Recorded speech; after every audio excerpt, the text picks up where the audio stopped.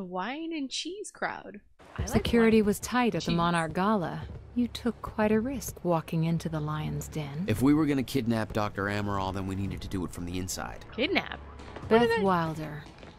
You were quick to trust her. We had common interests. Is that all you had? That's all we needed. Fair. Thanks for showing up. Here, I thought this was gonna be a rescue. Yeah, there's a story here. You know a guy called Hatch? Serene's right-hand man. He was here. He gave me this big speech about how he wants to take down Paul. I hope you said no. I didn't trust him for a second. He set me loose anyways, told me to wait for an opening. I just gave you one.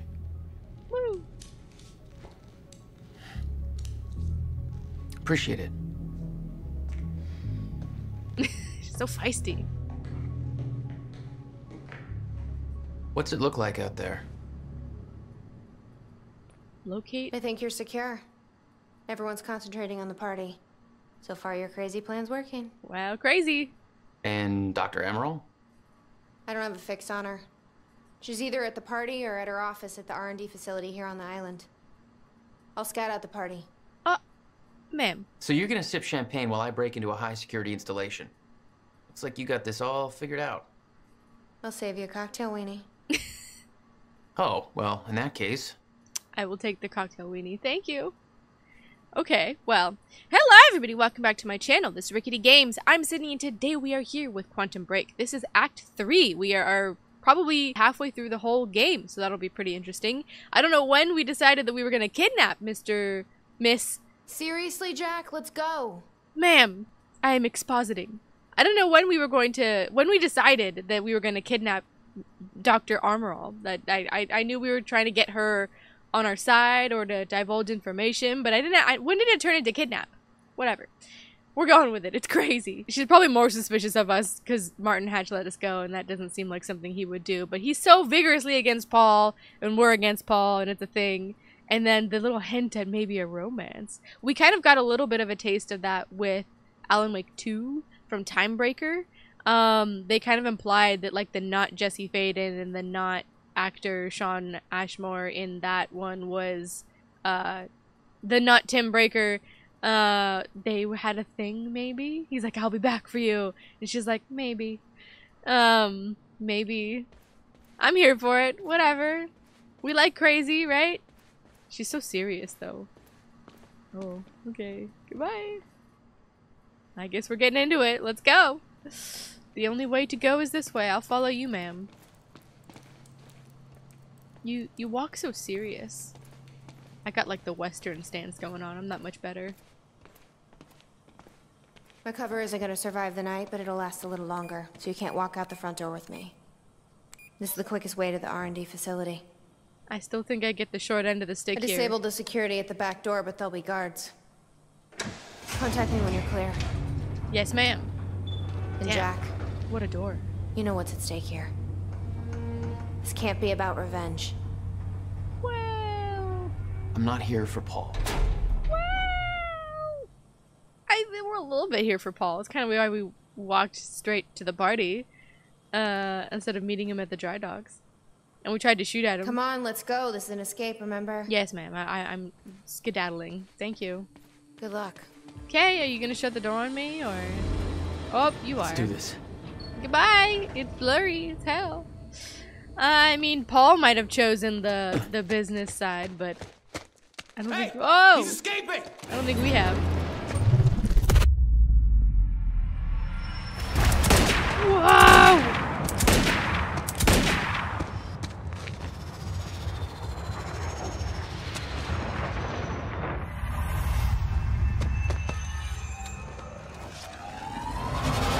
Bam, bitch!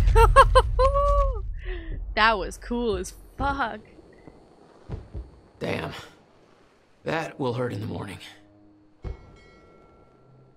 My powers were growing. I was learning to control them better. That felt good. Alright, Hermione Granger. That was fantastic. Felt good. It was brilliant. Oh, he's a ragdoll. Oh, I can kick him around like a ragdoll.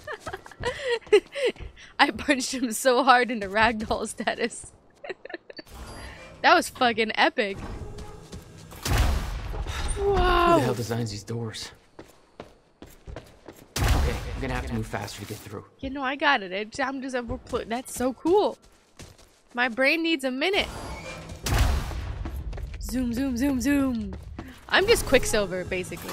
That's what you're telling me. Damn, this is like a dungeon facility. Where am I? Oh. Graffiti. So yeah, the walls, I've been kind of slow for this one. You guys have to forgive me. I am so burnt by the time I get to play the games. My brain's always working at like half capacity when I'm here. So I'm kind of slow to realize that some of the documents and things that I need to find and very monarch. Something tells me it wasn't commissioned by them, though. Are on the walls and like the posters and stuff, and I should be paying far more attention to those. Same thing with doing this type of thing, where I realized when I was editing it, I missed some of the sources I told you guys in the episode, but hey, Beth, I might as well tell you here. What's next? You'll see a radar tower up ahead soon. Let me know when you get inside. Yes, ma'am. All right. But basically just to kind of be aware that this thing will flash, but also I should just periodically check it anyway to see if there's chronon sources around. And I need to pay more attention to the walls and things that are around us, just because a lot of those are a part of the documents and other kind of things we can find on the little list of ongoing lists that we've got. So yeehaw! Oh! Whoa there!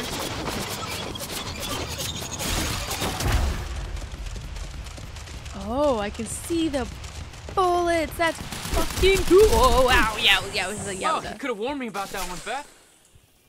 That's cool, though. I'll just take that. Thank you. I love that I just take everybody's weapons. I'm like, what do you need that for? Aha! Staircase to nowhere. Alright, see? I'm gonna behave. I'm gonna be good from here on out. We're gonna actually find more things. There's 8 of those to find. Because I was looking, I used it to find one of the documents, and then I didn't even realize it was at the corner of my screen, the little chronon source in the episode before this one, in Act 2. Okay, how am I getting to that radar tower?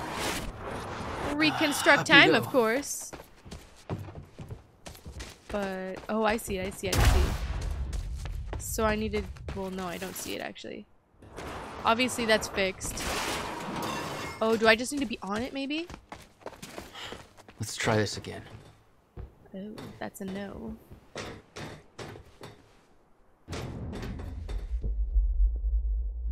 Too difficult. So I need to get up there somehow. Okay. Can I just climb up here? Oh, I can just climb up here. That's fine. Great.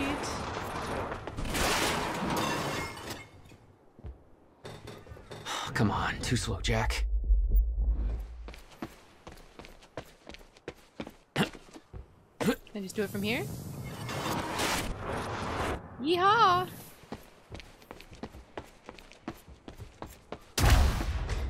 Woohoo! Alright, that's it. That's way more satisfying than the... Oh shit. Than just that one. Yeah, I know, they heard me. You're fine. Find the target. Down, bitch!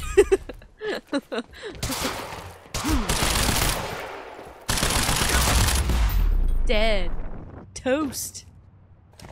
Does that have more bullets? Oh yeah, that has way more bullets. Time felt broken here. It probably is. Oh lord.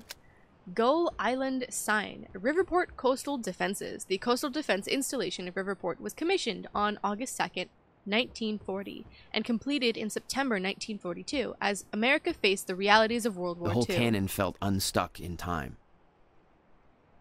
Are we gonna have to use said cannon? Is that why I'm reading about it? In addition to the fortifications and artillery, it also boasted an extensive tunnel system that linked Gull Island to the mainland, enabling free movement of personnel and material, even under siege conditions. It was built in preparation for an attack on the United States that, fortunately, never came. The original plan also called for the construction of a large naval Monarch had base. dismantled the old cannon. Yes. A large naval base in Riverport to support the U.S. Navy in the Atlantic, taking advantage of the local shipbuilding industry. But as the United States entered World War II after Pearl Harbor, a change in resourcing priorities led to those plans being scrapped. This installation was in active use throughout the war, and the underground facilities continued to be used as a base for Navy intelligence work once World War II ended. The installation was decommissioned in 1961. Okie dokie. 1 of 17. Holy smokes. So there's a generator here, but I don't think we can use those in this game. And then obviously they want me to use something with this.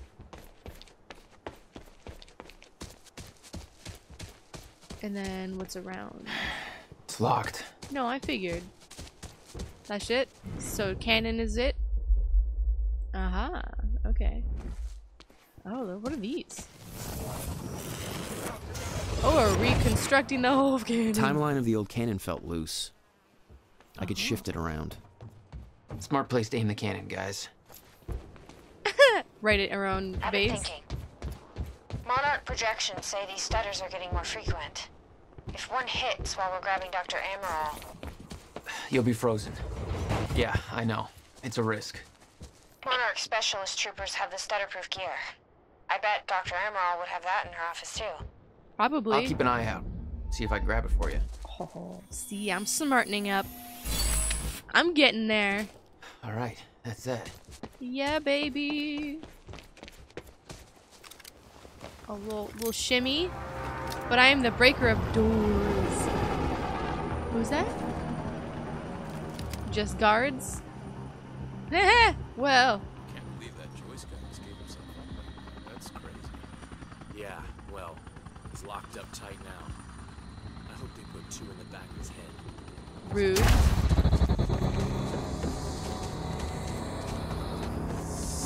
Heads up, we got an intruder. Where'd that barrel go? Are you not toast?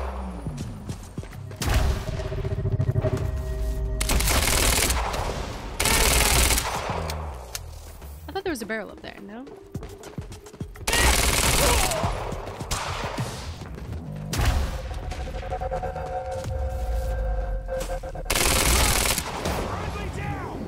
Even the music stutters a little bit. That's really cool. That's very well done.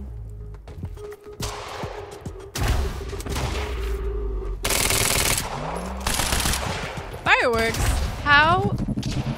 See, there is a barrel right there. But I can't get to it, can I? On sniper cover. Toasty. Copy. Target must be contained, dead or alive, doesn't matter.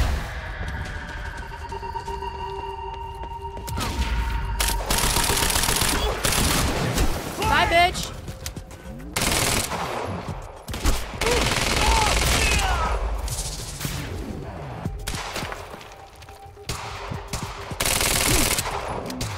Get round!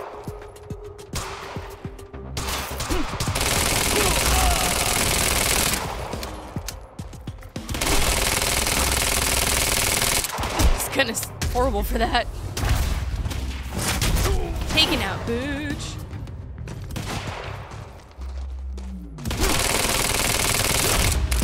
Toast. Can I have his little cape? Jack? I've disabled security and unlocked the gates leading to the tower. Let me know when you get there. Yes, ma'am. Thanks, Beth. She sounds kind of sad. I love these like Radar tower. random backpacks that are around and hanging out. Nice. I need to get all my shit back. Can I have a sniper? Because that would be Great, another one. fan-fucking-tastic.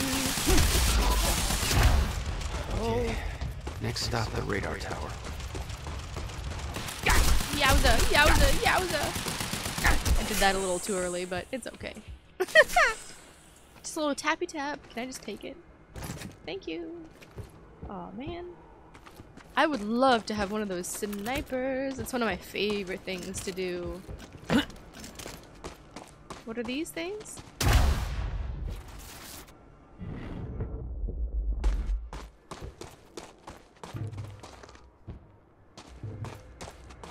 Got a barrel here. Anything fancy? Doesn't seem like it. Good old Gotham City over there.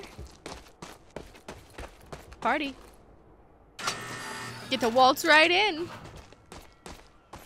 We love doing Beth? that. I'm at the radar tower. Where's the lab? Celebration. Below your feet. It's all top secret. The elevator inside will take you down. Okay. Oh, seriously? Good evening, folks. This What is is your this, a pal, Bond villain Bobby lair? Radford, and you better believe You have I'm no still wrong idea. with Dad about Just don't what fall went into the down Shark at Tank. University last night. But I got nothing to on that. I'm getting stonewalled. Fuck. Stutter. Let me take another approach. You know how Monarch took over the old dry docks, what, 5, 6 years back? We're listening. Just bought it all up and set up some kind of an industrial operation there or something? Well, it turns out they had a freak accident there this morning. One of those unfinished ships came crashing down. Whoops. You probably heard all about it. It was pretty spectacular. You'd think there'd be some kind of explanation for what had to be a multi-million-dollar disaster. But guess which multinational corporation has no comment on that little event either? Now, I don't know about you folks, but it seems to me all of a sudden there's a lot of weird stuff going down and Monarch's name just keeps coming up. So what's Monarch doing about it? It's business as usual for them. In fact, they're throwing a party at their fancy mansion on Gull Island. Whoops. From what I hear, it's gonna be a hell of a bash, but of course it's off limits to anybody who isn't a part of their clique. Kinda seems to me these guys bought out Riverport, and now they're getting drunk while the city burns. But I'm sure they've got our best interests in mind, huh? Well, some people just want to watch the world burn. And Monarch is one of them. Anything fancy?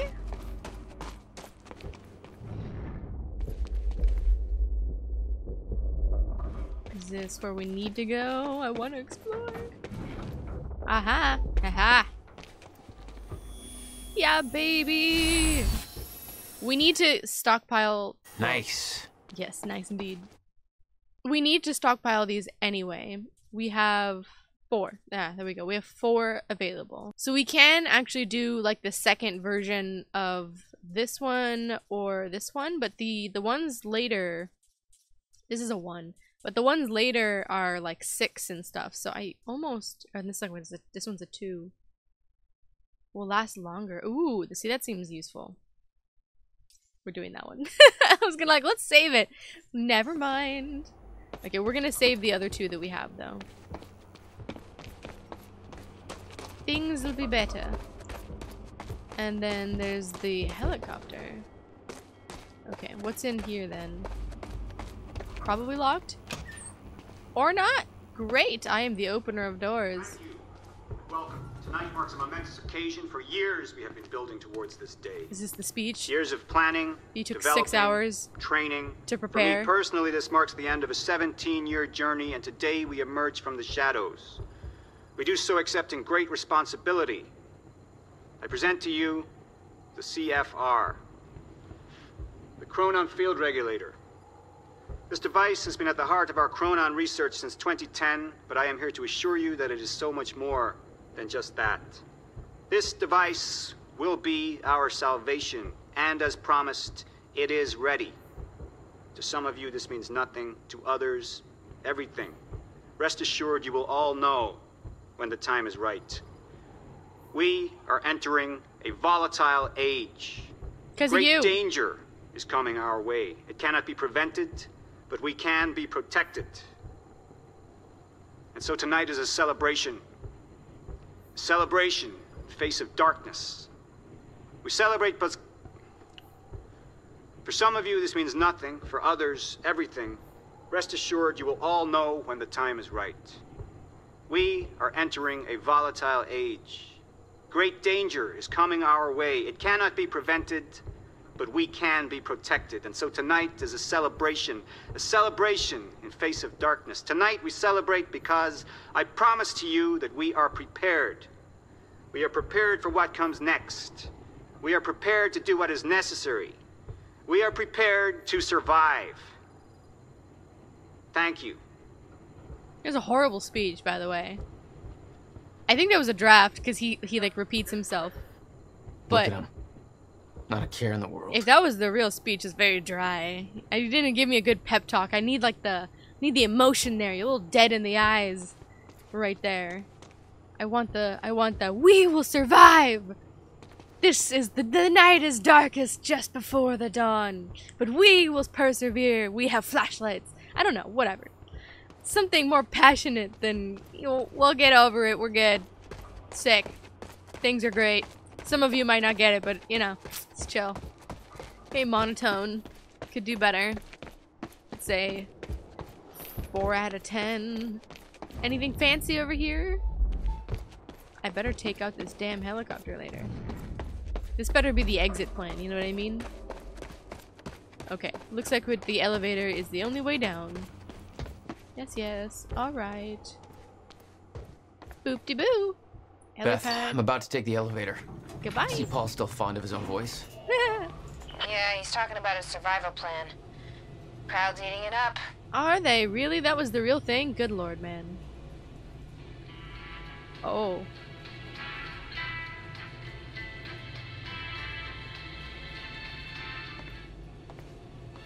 Where's the speaker?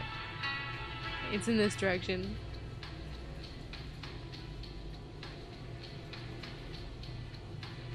Guarding your future. For some of you. Jack, not most the of you. local security network just lit up.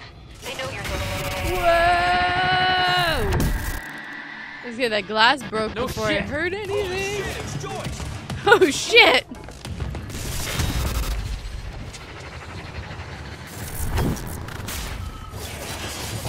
Yowza! Jesus. What do I do about this? Leave the elevator. Oh. And just. Oh yeah, we're just gonna. We are the breaker of doors. Hell yeah. Oh. Can you just do like the Matrix moment and like pluck one of the bullets and then drop it? Stuttery.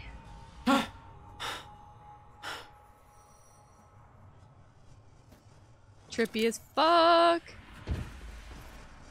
Where do I need to go? Dr. Amaril's office. Looks like that's 1 level up. On 11, which is 1 up and in the middle. It's a very small office.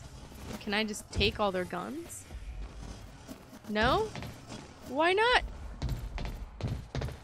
It's a bit rude. Alright, let me explore for a second. Alright, there is nothing around. Right. Use time stop or time shield to get past unstoppable objects.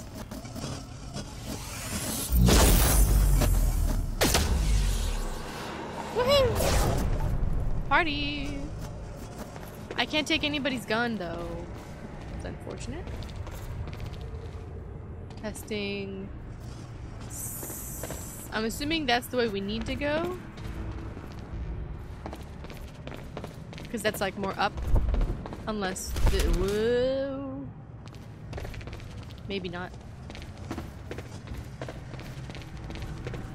Let's check it out. What the hell is this? It's weird as fuck is what it is. It's cool though. What is that? It's like I'm being drained. Oh, all my powers. Chronon dampeners. Take away your time powers. Disable them or leave the area of effect to regain your powers. Oh shit. Okay. So that is where I need to go. Okay, hold up.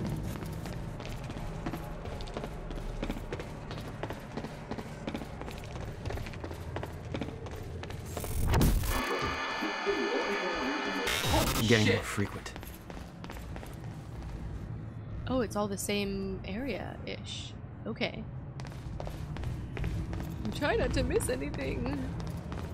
But the layout is weird. What is this? Tell me things. Are you sure this can't be traced back to us? Impossible. I've adjusted the flight controls so the drone will crash into the villa on your order. Good. Very good. I'll make sure that Sophia's in position when the time is right. He is gunning for that bitch. He's like, I'm gonna take her out with a fucking missile. Fuck. Why? That was some kind of surveillance drone. Knowing that Monarch had eyes in the sky made me a little uneasy. Well. Were we not gonna comment on the fucking missile or whatever he's gonna send at her? Are you sure this can't be traced back to us? Possible. I've adjusted the flight controls so the drone will crash into the villa on your order. The drone. So they're programming one of the drones to actually crash into her. Like straight up into her. We're not gonna mention anything about that. Oh, that's a fancy one. We gotta get to that. And then nothing else over here, huh? Alright.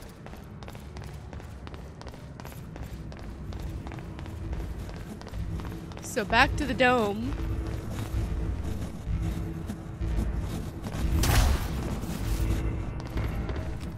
Turn that shit off! There. The hell do they need things like that?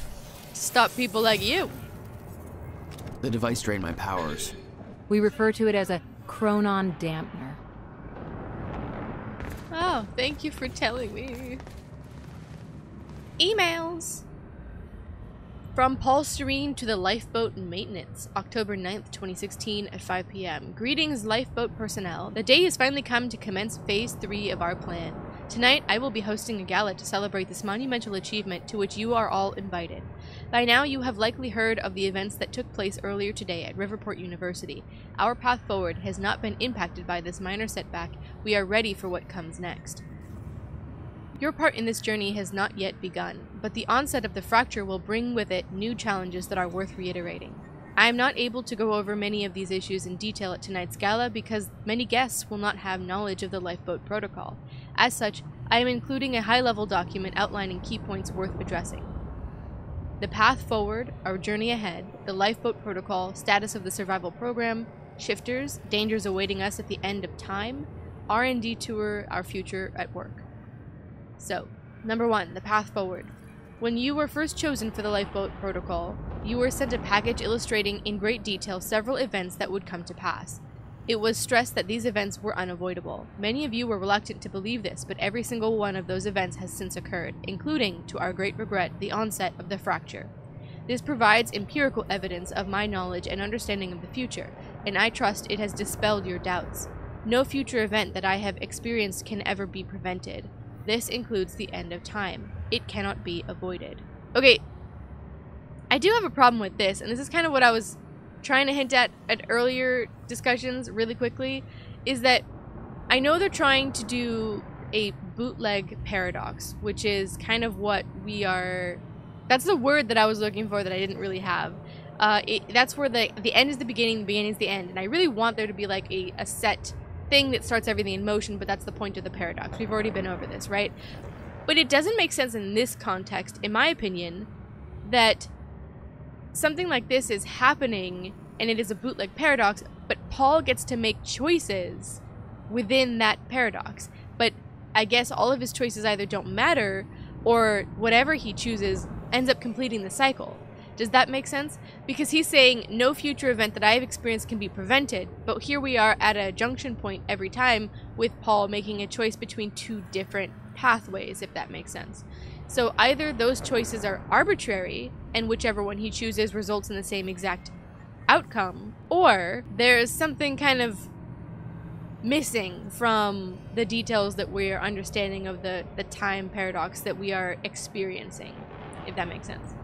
Anyways, however it can be survived. Survival in the end of time has been the primary mission of Monarch Solutions since its inception. Your loyalty to this cause will prove invaluable as we move forward. I know this isn't easy, but in the face of immutable facts, sacrifices must be made in the name of our survival. From this point forward, we will have to start making those sacrifices at a rapid pace. While we do know the exact date and time at which the complete end of time will occur, our knowledge about the escalation in stutters and time anomalies leading to it is far less complete. We do, however, know that it will be dangerous.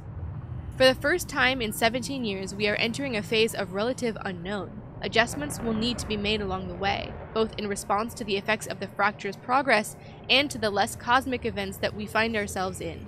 We ask for your patience in this trying time. Number 2, Lifeboat Protocol. You are the chosen few who will survive the end of time. When time stops, your journey will continue in the safety of the lifeboat. The Chronon particle harvesting operation is nearing completion. The lifeboat has been confirmed to be able to run solely on that Chronon power, as regulated by the Chronon Field Regulator. Current data indicates that the lifeboat will remain sustainable for approximately 50 years, subjective years, of course, as no time at all will pass outside the lifeboat. Given the preliminary research we have achieved using the CFR, we estimate that it will take at least 2 subjective decades for the lifeboat team to discover a permanent solution for the end of time. Given the nature of the problem, this is, of course, highly speculative, and the solution could prove to be more elusive than we're hoping. However, by the time the lifeboat protocol is activated, we are confident that we will be able to increase our Chronon particle reserves and their sustainability to a point where we have a runtime of upwards of 200 subjective years. Or, to put it another way, if there is a solution to the end of time, I am 100% confident that the lifeboat team will have the necessary time to discover it. Ooh. So, they only have 50 years, and he's saying maybe 200 years, or just enough time to discover a way to extend the lifeboat protocol, essentially. Oof, that sounds like a lot to hinge on. That's not as safe as, like, the arc in Soma, where she's like, look, as long as we can get it into space, it'll work. Although, in theory, but there was no, like, well, you'll have enough time, and then it'll expire. I mean, you know what I mean? Like, oh, that's a bit risky. I mean, the whole thing's a risk, right? So at that point, what does it matter? But still, that's... woof. Okay. 3. Shifters. We briefed you all on the danger of Chronon-disrupted wave function subjects, or what are now being referred to as shifters. We estimate that they will begin to emerge within stutters only as the end of time nears. The lifeboat has been tested, and we can say with absolute certainty that the stutter-proof technology will protect the lifeboat from shifters. Using a living sample in Dr. Kim's lab, we have proven that shifters cannot manifest without the presence of a stutter. We will make sure that you are transported to the safety of the lifeboat before they arrive. So is that what Dr. Kim has become, a shifter? And he's sort of like in between human because he's shifting between time at all moments, and that's kind of why he's almost like ghost-like? I don't know. Floor 3 of the lifeboat has been built to house the Monarch Solutions Striker and Juggernaut squads, a paramilitary unit trained to combat shifters at the end of time. Their presence will likely not concern you. However, in the event that travel outside the safety of the lifeboat proves to be necessary for any reason, the Striker teams have been trained to navigate the end of time and successfully eliminate shifters. 4. R&D Tour. Tonight we will be sending you VIP passes for the gala, which will permit entry into our high-security R&D facility on Gull Island. That's where we are right now. Many of you are of course already intimately familiar with these areas, given your technological and scientific expertise, but those of you who aren't will undoubtedly find it interesting. You are welcome to join a tour to view the various pieces of tech that Monarch has developed during Phase 2 to prepare for our journey forward. We welcome you to take this opportunity to see for yourself that every development necessary for the lifeboat protocol is completely on schedule. Your dedication to our cause will assure our survival. Dark times are coming, but you are the light at the end of the tunnel. You are humanity's salvation and hope. Together, we will survive. Paul Serene. That was a far better speech than the one you gave at the gala, sir. Far better. Okay, very interesting. So he's kind of just giving a wide explanation of what's going on. So it looks like there's a thing over here. On the wall. Shifter presentation. Chronon disruptive wave function subjects, aka shifters. Key attributes. Theorized to exist in a state of quantum superposition. Surrounded by highly dangerous distortion field. Highly resistant to injury, conventional weapons are useless, populate the end of time, can only exist in a zero state inside stutters, appearances likely once fracture progresses. As a result, shifters cannot enter stutter-proofed areas. Procedures: keep your distance, if they're not aggressive, do not provoke, avoid confrontation, seek cover inside stutter-proofing, maintain stutter-proofing at all costs. If forced to engage, assemble superior numbers with Chronon tech weapons. No heroics. Okay, so they're like... I'm imagining they're like the BTs in like Death Stranding or something. Alright. Nice. So that's the door we need to get into, and I think we've found everything here. Whoa, no, wait, hang on a second. There was that... this one. Where was it? It was behind us. Right, I don't seem to be able to get to it, but maybe we can double back if we go through the doors. The little Chronon source over there. Okay, I gotta get to Dr. Admiral's office. Oh, Serene ordered shit. Hatch to kill me because he didn't want to put his plan at risk. But seeing the scale of that facility, I started realizing just how deep that plan went. Made me wonder, if time was ending, what was it all for? True. Aha, see there it is. Okay, hang on. Let's go get it. Woo! That's just exciting to do.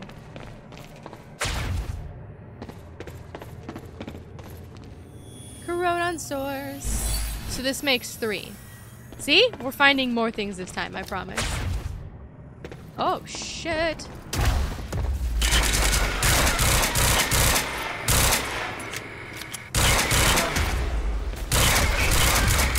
Bye, bitches! The fact that they freeze in place is even better and worse at the same time. Okay, what's going on? The chart showed that all of Monarch's major technological advancements started in 2010. Around the same time that something else happened. Ground Zero. Ground Zero and the stolen stuff from Will. Right? He said the countermeasure. He said the countermeasure was stolen, right? In 2010? 1999, phase 1 of Monarch operations. We know that's when Will completed the time machine as well. 2000, Monarch Physics Research Division founded. 2006, Gull Island R&D facility commissioned. The Gull Island construction finished in 2008. In 2000, stop that. I want to read it. In 2010, the Phase 2 of Monarch Operations Ground Zero event and the CFR obtained. In 2011, Ground Zero Chronon Particle Harvesting Operation initiated, CFR research completed, Artificial Chronon Particle Field starter-proofing was completed, and the Lifeboat Protocol started. Personal Chronon Field Stable Artificial Zero State and the Chronon Tech Suit all in 2012. 2013, the Prototype Striker Suit and the Lifeboat construction completed. 2014, the Mark I Chronon Tech Suit and Striker Suit and the Prototype Juggernaut Suit. And then in 2015, the Chronon Dampener was made, the CFR integrated into the Lifeboat control system, and the Time Machine Corridor was constructed at Monarch HQ. And then 2016, they standardized all the stuff that we're seeing now. The Striker, the Juggernaut, and the Chronon Dampener. The Time Machine at Market is ready for core insertion, which they just stole from Will's when the event happened. And then the preparations for Phase 3 are completed, or will be completed. We know we just started that in our timeline right now. So all good to know. Is this the bathrooms? Anything fancy here? No. Alrighty. Oh, there's just lots of things around and above. Okay, we can go through here. Who are you guys? Just hanging out and checking things out? They're like, we regretted staying behind at the office. That seems like where we need to go. I walked right into a cutscene. Oh god. That's a Juggernaut? Oh fuck. Oh boy. He's the bad version of Big Hero 6. A RoboCop on steroids. RoboCop on steroids.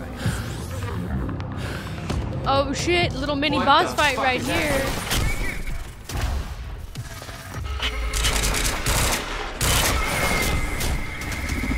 Woo!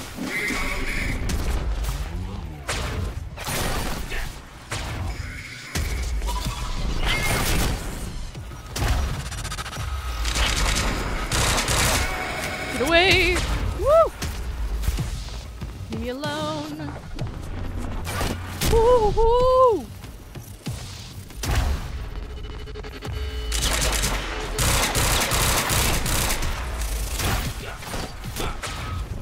What can we do with you?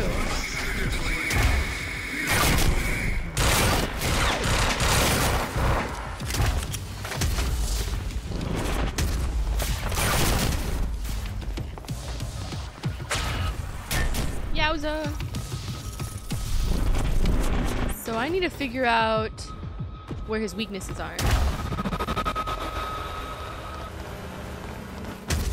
Nothing? Is the back of his suit? I think so.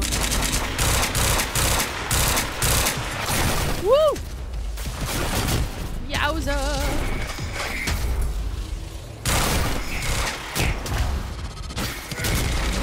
There it is, there it is, there it is. Alright, yep, the back of his suit. Yep!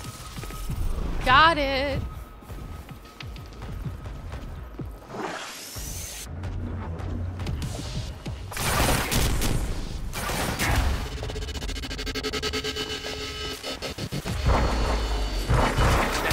Yowza!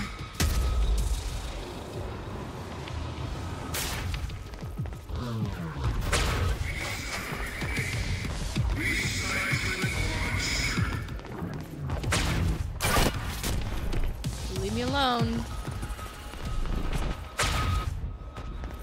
Okay. Here we go, here we go, here we go.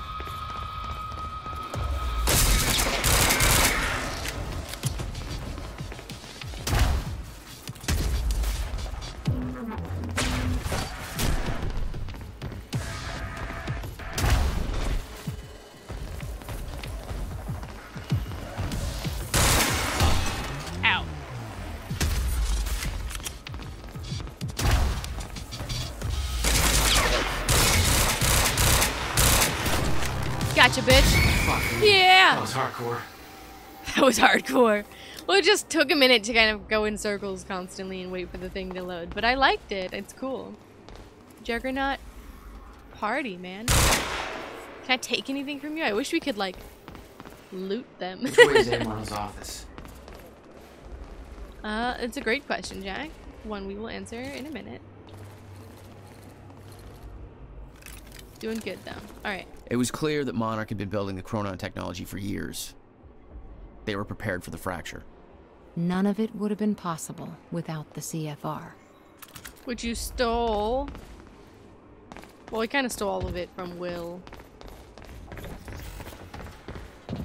At least the stuff. Okay, what's around here? Oh. Something. Oh, hello. Oh. Interesting. So I can, what, use it to get upstairs? We might be able to get out from here. Looks like it.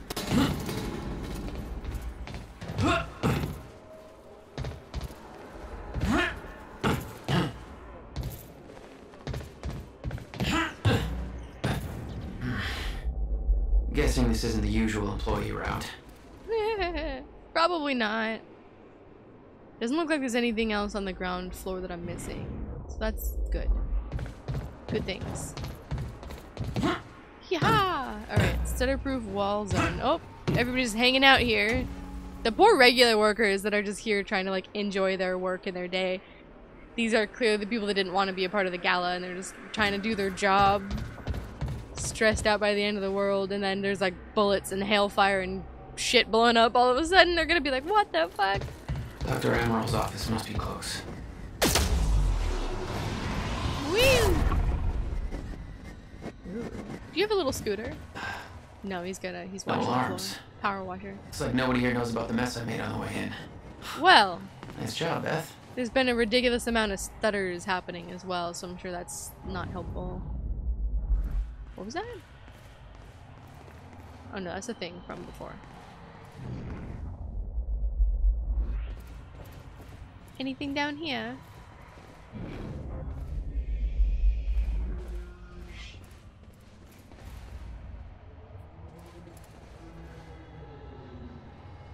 Oh, he's gonna lose his girlfriend? Oh no! It must be really awkward to know if you, like, if you're in the protocol but someone else isn't, you know what I mean?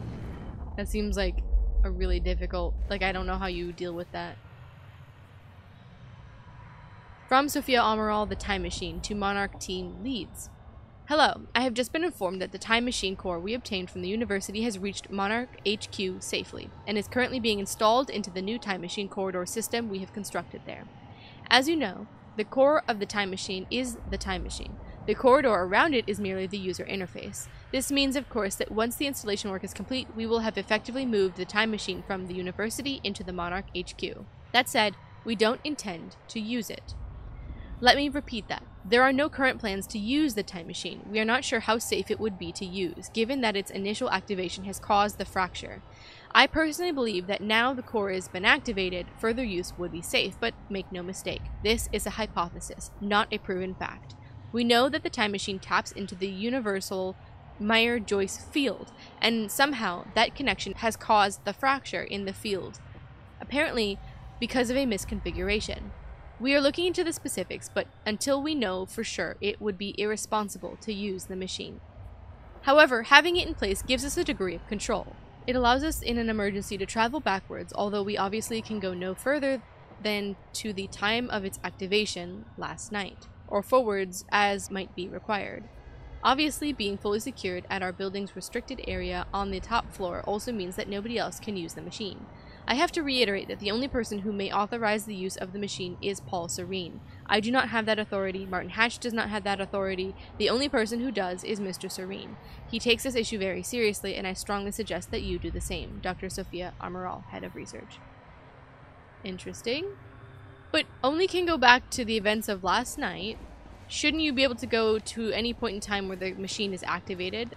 Either she doesn't know that it could be activated in 1999... or 2010, or I don't know. More emails. Charlie, what's up, girl? October 8th. So this is before the stuff with the party, before today.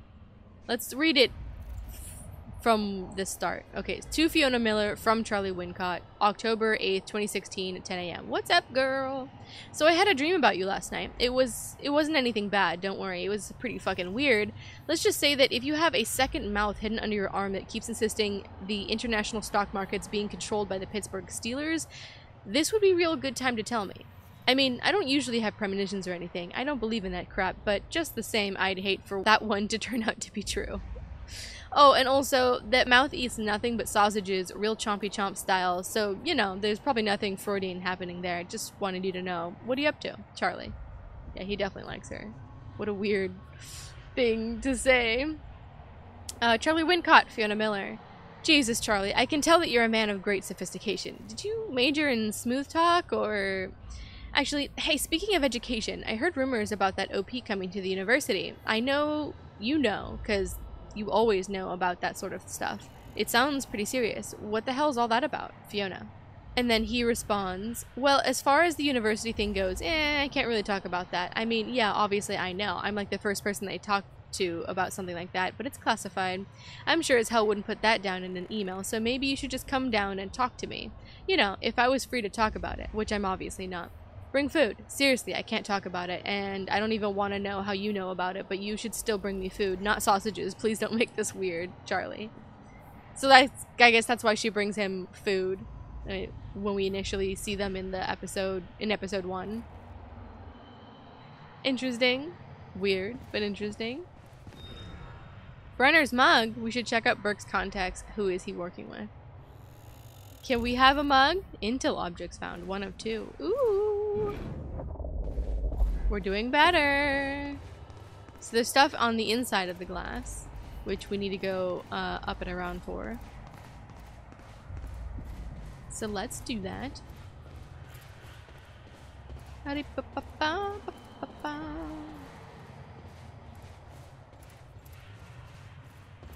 Okay, and then these offices. Is there something in here? There is. Now, look. It's just math. That's weird. Martin Hatch must move forward to Clarice Ogawa. I've aided in Jack Joyce's escape from his cell. He is here to kidnap Dr. Sophia Amaral. This presents the perfect opportunity to move forward with our agenda. Tonight, we send Monarch into a state of chaos. Tonight, we ensure Paul Serene's downfall.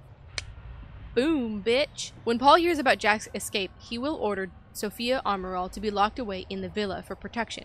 As Jack nears her location, we have Stetson sabotage the drone surveillance so that his movements will remain undetected. Assist Joyce's mission in any covert manner possible. Sophia is Paul's only resource capable of developing the treatments he needs. With her out of the picture, we only need to destroy his remaining treatments to render Paul helpless as his sickness grows. All of his treatments are kept in Dr. Kim's lab. I will gain access to the area and ensure the entire lab is destroyed. I predict that Paul's sickness will take hold within 6 hours of these events. Spurred by the increasingly frequent stutters, only then will we make our final move. Oh shit! So everything's happening tonight. Tonight. Everybody's getting their shit together. Whoa, you lost all your binders there, buddy. I like that I just get to read everybody's emails going on. Okay, from Fiona Miller to Beth Wilder. Oh, let's go all the way down. Okay, to Beth Wilder from Fiona Miller. October 9th. Joyce in custody? I just got word that Jack Joyce is in Monarch custody. Walked right into the mansion on Gull Island and gave himself up. What the hell are you two up to? If you want my help from the inside, then I need to know what's going on. Fiona. And then, Beth responds, yeah, oops. I'm sure you noticed that things didn't go exactly according to plan at Ground Zero. Seems like a running theme tonight. Can't go into details right now, but we found something that I believe is the key to retrieving the countermeasure. The solution is in sight, but we need to kidnap Sophia Amaral in order to get it to work. Jack gave himself up as a part of the plan to get him on the inside. I'm on my way to release him so he can get to Amaral, a poor man's Trojan horse. Desperate times, desperate measures. What's your status? Any update on the Dr. Kim lead? We may need your help from inside to pull this off. Any chance you can lower security in and around R&D facility? And then this is the most recent from Fiona Miller. She answers, our plans might actually overlap for once. I'm going to attempt to access Dr. Kim's lab tonight during the gala to find out if he knew about the countermeasure. I still think that's our strongest lead. However, if I get inside, I should be able to shut down some of the security measures from inside. The problem is that getting inside the lab might prove to be a long shot. Couldn't get a hold of Amaral's keycard, so I've resorted to the shameless flirting in order to find a means in. I'm going to the gala as Charlie Wincott's date in the hopes that he can get me inside. That's if I can hold back from punching the douchebag for that long. Consider this a test of restraint. I know that you think that Jack is the key to obtaining the countermeasure, but the evidence is really stacking up that Dr. Kim knew something about the device. All the research he did in that lab is classified. They're hiding something big in there. I'll let you know what I find. I'd warn you that your plan on the island sounds reckless, but I'm sure you're fully aware. Keep in mind that the minute Dr. Amaral goes missing, the entirety of Monarch is going to be hunting you down. She's the only thing keeping Serene alive, and he won't let her go without a fight. Keep safe. And we know kind of how that went down a little bit. We saw kind of the access into Dr. Kim's lab, what Dr. Kim really is right now, and kind of the escape that had to happen in the shootout that had to happen to try and get them out. So there's all of that we already know is happening simultaneous to what's going on with Jack right now. More computers! Instructions for tonight to Monarch security team leads. Okay. People, it seems we are having an even busier day than we anticipated. Be aware that both Liam Burke and Jack Joyce are now being held in the detention center at the island. It should go without saying that Burke no longer has any authority within Monarch Solutions and should be treated as any other detainee. Both Burke and Joyce are considered exceptionally dangerous, and Joyce particularly so. He is chronon active and should be handled with caution. That said, Joyce has given himself up. It's possible that he has realized the futility of his position and the fight has simply gone out of him. But I'm not convinced he has no ulterior motive. Mr. Serene has to concentrate on his speech tonight. It's extremely important to the future of this company, so please ensure that everything goes smoothly. In the meantime, I will personally be conducting an interrogation of Joyce. Please expect my arrival at the detention center shortly. Martin Hatch. Woohoo! And we know how that went. Funsies. So we're kind of seeing the plan unfold. That's Emily's office. This one. Good. Lots of things to read in here, I'm sure. We'll start at the back. Alright, CFR briefing by Dr. Sophia Amaral. It's no exaggeration to say that the Chronon Field Regulator, or the CFR, is at the heart of all of Monarch's technological advances. It has taken on somewhat of a mythical quality, given its origins and the vital role it plays in the Lifeboat Protocol, but in actuality, the CFR's applications are very practical.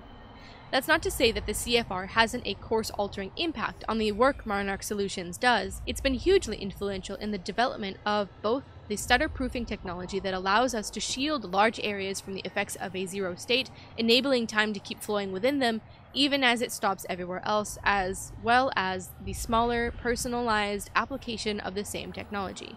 The portable Chronon harnesses that allow our soldiers and technicians to operate freely within stutters. That is one long-ass sentence. We think of Dr. Henry Kim as the father of all this technology, and deservedly so, but for all his brilliance, it was his dedication to uncovering the secrets of the CFR that allowed him to make his breakthroughs. Despite Dr. Kim's hard work, the CFR's functionality is still not fully understood, and we've not been able to replicate the device.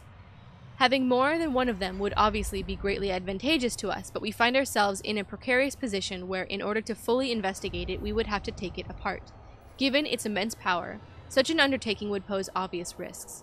Perhaps, even more importantly, there's no guarantee that we would be able to put it back together again. Given that it's vital to the implementation of the Lifeboat Protocol, it's our policy to leave it intact. We do know, however, that the CFR can not only store an immense amount of Chronon particles, it can also tap into the Jack Joyce field, and with great precision, manipulate it. It's this unique ability that our own Chronon technology replicates, albeit at far less control and efficiency. It's also what makes the Lifeboat Protocol a reality. By itself, our stutter-proofing technology is powerful and reliable, but its rate of Chronon particle consumption is high, and it increases at an alarming rate as we widen the volume of space the stutter-proofing covers. This would, on the face of it, make the stutter-proofing a very temporary solution indeed, one that could perhaps buy us some subjective weeks once we enter a permanent zero state, but which would ultimately only delay the inevitable. However, this CFR changes all of that. When the permanent stutter-proofing installed on the lifeboat, indeed the very stutter-proofing that makes the lifeboat in the first place, is directed at the CFR, the system becomes vastly more efficient. Our Chronon particle consumption is reduced to around 1% of what it otherwise would be, given that Chronon particles are hard to source, even at our ground zero installation, and our stockpiles are decidedly limited. This means that the CFR makes the difference between Lifeboat being a temporary stopgap solution or a very long-term undertaking that hopefully allows us to eventually find a solution to the end of time. Woo! They're so wordy, and like the words are so chunky, and it's so much like pseudoscience words. It's so hard to read sometimes. Like I read it like 15 times and I still stutter over all of the different words. Oh, okay, but we're getting the idea that everything's very. Oh, that's the other intel object. We're getting the idea that everything's very temporary and everything's very theory, right? Speculative. Alrighty, Chronon disruptive wave function subjects, aka shifters. I don't know where you get shifters out of that long ass acronym, but alright. Slide 1. Much of what we know about shifters is theoretical, based on observations made by Mr. Serene and the limited experimentation we have been able to conduct on the only subject we have managed to capture, which we know is Dr. Kim. They do not seem to have a stable physical presence, rather the data we are gathering appears to be fragmented and contradictory, as if there were countless versions of the subject occupying the same space. Our current theory is that they somehow exist in a persistent state of quantum superposition. Or to put it another way, with the reference to the famous Schrodinger's cat thought experiment, the cat is both alive and dead at the same time. I think that's basically saying that there's all versions of Dr. Kim happening all at once, in every moment, always, right? And that's kind of why he's like constantly stuttering and skipping in a superposition quantum state, right? That's what they're saying, is that like all moments of Dr. Kim, alive, dead, otherwise, etc., at all moments, happening simultaneously, instantly, for all time, perpetually. The full mechanics and implications of this exceed our current understanding, but on a practical level it seems to make them highly resistant to injury. It appears that even if the shifter encounters deadly force, it may kill one of its aspects, but as it exists as multiple iterations of itself, including iterations that were not killed by the force, it doesn't stop. Boom. Current theory suggests that the only way to stop a shifter is to cause its wave function to collapse from a superposition to a single eigenstate.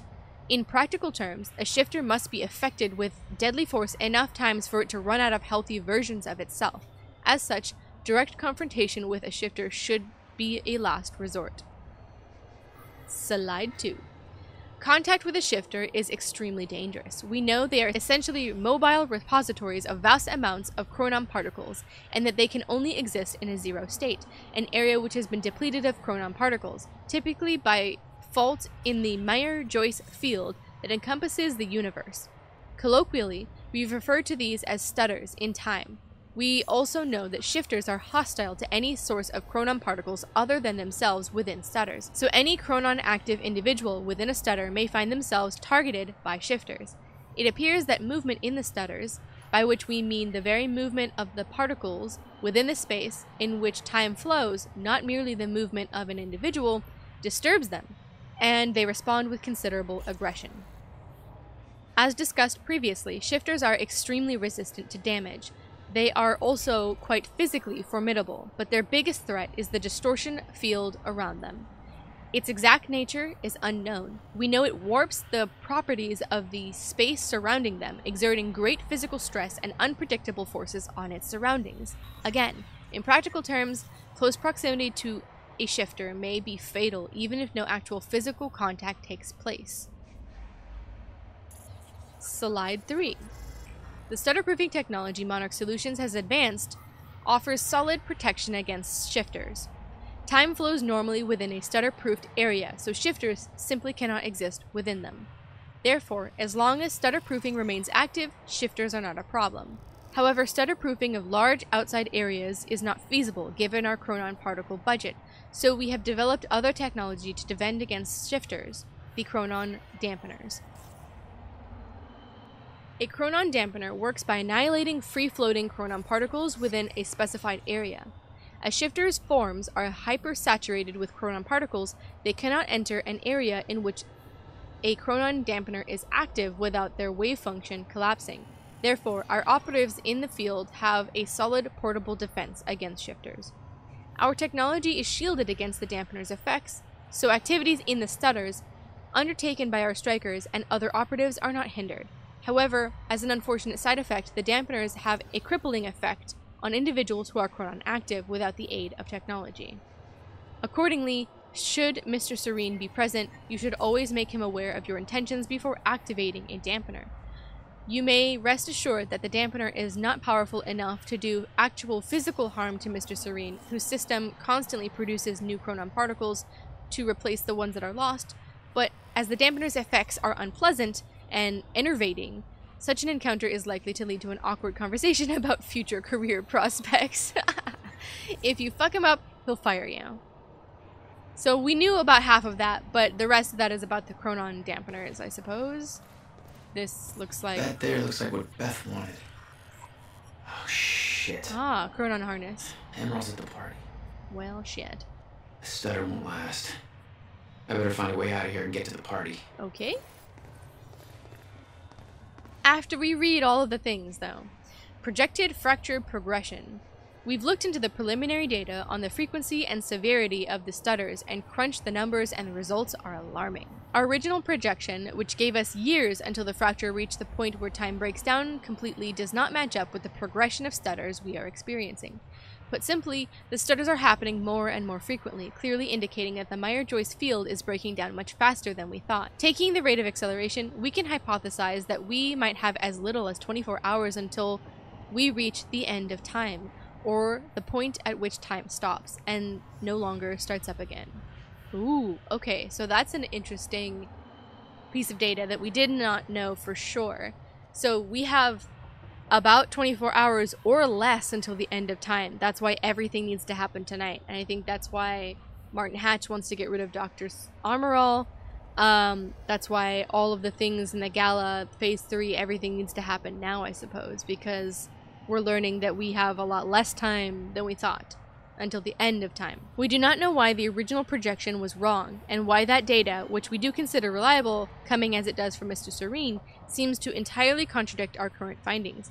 Regardless, the main issue seems clear. In order to achieve Monarch Solutions' stated goals, the lifeboat protocol should be activated ASAP. Ooh, shit's getting real.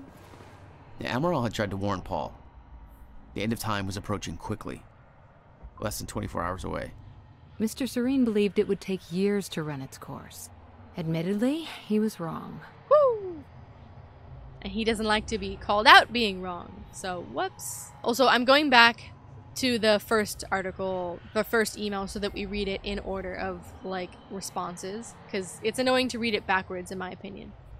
Sophia, as promised in our latest session, I am going to transcribe what I recall from my dreams. I still have doubts that this exercise will help alleviate any of my symptoms, but I'm willing to explore the idea further if you truly believe in its merit. For someone who is not a medical doctor, let alone a mental health professional, you seem to take great interest in my thoughts. Not that I don't appreciate it. Here is my first attempt. I recall a haunting image of 7 red doors.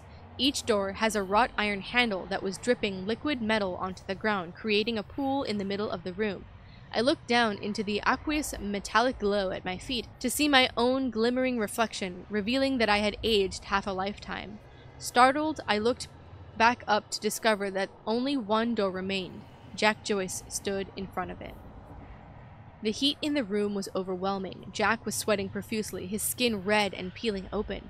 He begged me to take him back home, but there was no door leading home. I opened the only door left and entered, discovering that we were back in the same room we had just exited.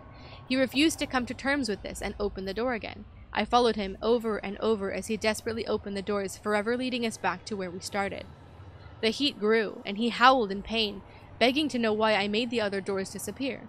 Why there was only one path. He begged me to bring the other doors back. He begged me to take him home. The iron pool burst into flames. Jack screamed in agony. I grabbed him. I told him that we needed to learn to endure the heat, to embrace the flame. I knew it would only come to pass eventually, but the only way to survive it was to accept its inevitability. My body began swaying rapidly, dancing to the movement of the flames around until my bones faded out of existence and I surrendered to the fire until we were one and the same. I was no longer one being in place and time. My life force was spread evenly across the flames until I was no longer an individual in one body, but a grander, shifting entity. I could feel Jack being consumed within my essence. I felt a power within the heat, a clarity of intent. I forgot about my desire to ever return from the flames, because the body that once desired to return was lost forever. I became the very thing that I entered, and it became me, a cyclical fury chasing itself. Ouroboros. I woke up in a cold sweat. I quickly wrote down words that poisoned my mind. In that moment, Delamore Schwartz was right. The time is fire. So that's from Paul to Sophia. And then she responds, now, which is interesting. So this was a response to his dream in 2013. In September 8th of 2016, she responds, with Jack Joyce in our custody, I thought it relevant to forward you a message that you sent me years ago. Do not underestimate the significance he holds in your life. I understand your concern that he is reluctant to accept the inevitability of what is coming. However, when he sees the whole picture, he'll have no choice but to believe. We all had our doubts once. You showed us the light. Give him time. I feel like the date's wrong there. I feel like it should be October 8th. Because that's what's now instead of a month ago. And we didn't have Jack Joyce in custody a month ago, but it's fine. The point stands that everything is being connected slowly but surely. The end is becoming the beginning, and everybody will come to understand that, right?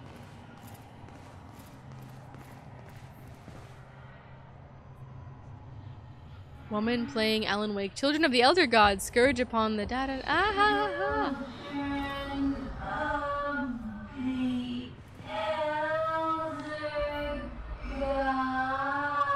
It's the music. I love that, but it's slowed down to hell. And she's playing Alan Wake. I love that. She's like, fuck that party. I'd rather play Alan Wake. The first one. Well, that was the only game available at the time of this one, remember. Okay, Martin Hatch, October 9th, to Monarch team leads the purpose of the gala. So it's his single email. Alright. Greetings. It has been brought to my attention that there is some confusion as to the reason for the upcoming evening gala on Gull Island. I understand that some feel... God, stop the Elder God. It's really annoying. I understand that some feel that such a celebration is frivolous, even misguided in the aftermath of last night's events at Riverport University and the now present steadily advancing fracture in time. These concerns are understandable, but they are missing the bigger picture. Monarch Solutions is now entering a phase in which its true purpose will be fulfilled. We have finally arrived at the moment for which we have spent years preparing. The purpose of this event is twofold.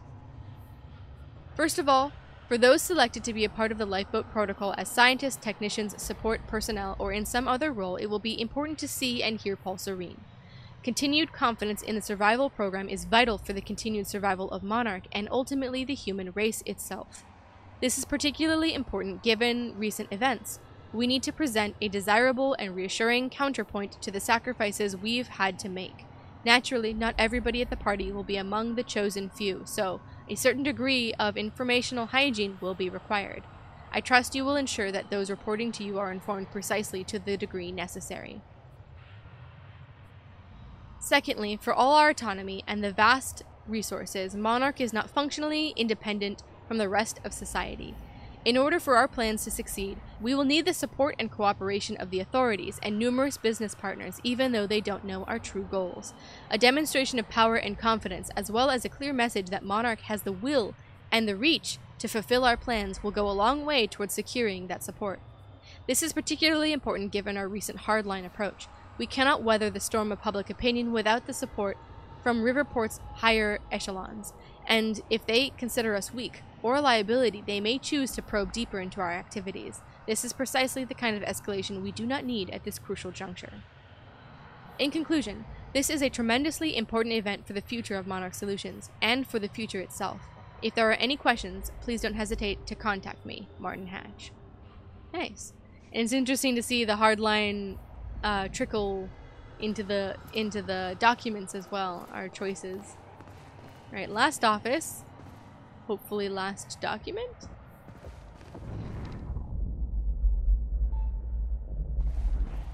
Or not. I know we gotta get to the party, but I must be missing a document somewhere.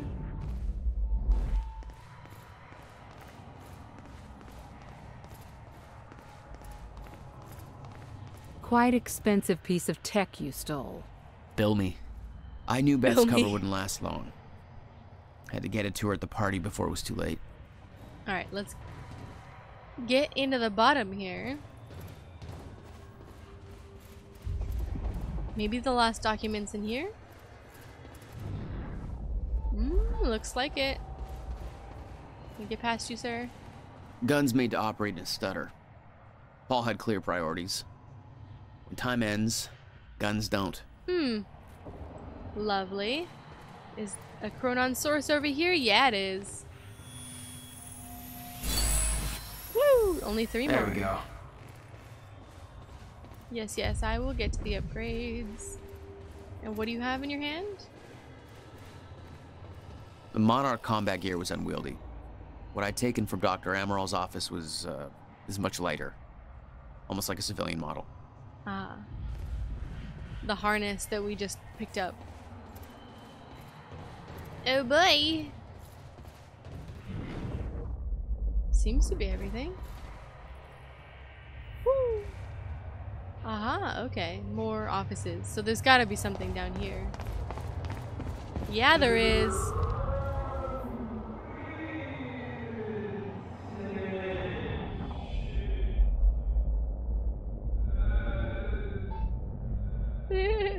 The slowed down weird voices are funny as hell.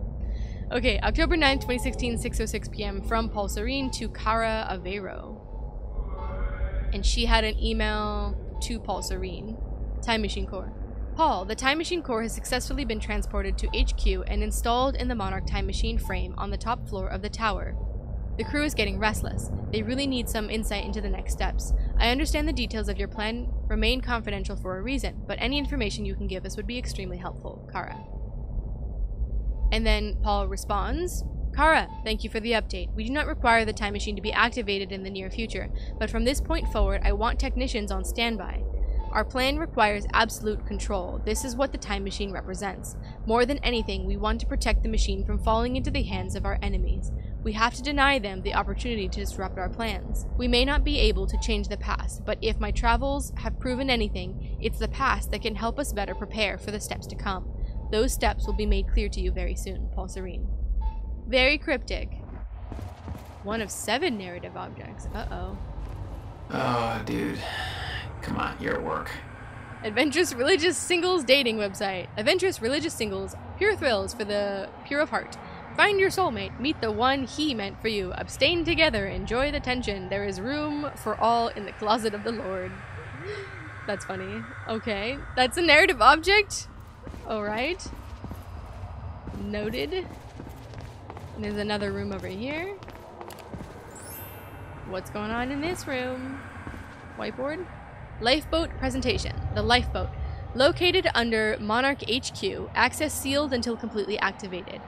Completely stutter-proofed. Maintained with chronon particles sourced from ground zero. Particle flow directed by the CFR. Twofold purpose. Guarantee survival of human race / find a way to restart time. Limited capacity. Personnel chosen based on vital skills. Complete discretion required. Note, Mr. S, Mr. Serene, will give the speech tonight at the gala. Groundwork for activation. Mr. H has limited availability. Busy with Joyce. Contact his assistant if urgent. Alright, so all the things kind of getting ready here for all of the plans. So we basically found out with those two things. Woo, sorry about that. We basically found out with those two things that the time machine is on the top floor and the lifeboat is on the bottom floor of this place. Anything back here? Nope. So I'm guessing we want to go up. Garage. Yep. Sounds like the way out of this place. What about back here? More offices, more papers. Nada in here. What about the next one? Nothing. And this is where we came from.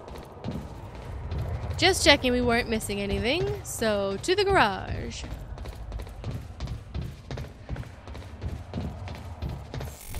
Whoa! Oh, back in a stutter. Whoops. Is that on top of the plant there? I'll take that. Whoa. 1 of 8. Uh-oh. We went to a new section? Well, shit. That's unfortunate. Sizzle. Yeah.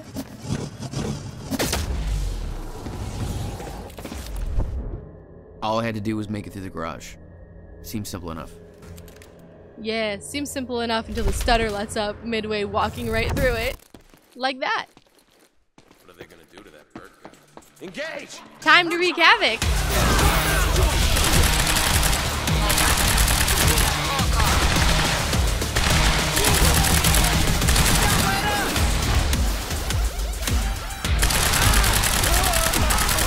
I missed you there, buddy. Sorry. Who's aware? Oh, hi. Bruh. Toast. Chaos ensued. Alarm's not gonna make my life any easier. Well, Gotta time's be a way up. out of here. Peaceful time's up, anyway. Alrighty. Damn. The alarm must have locked everything down. Well, that's unfortunate. Maybe I can turn it off.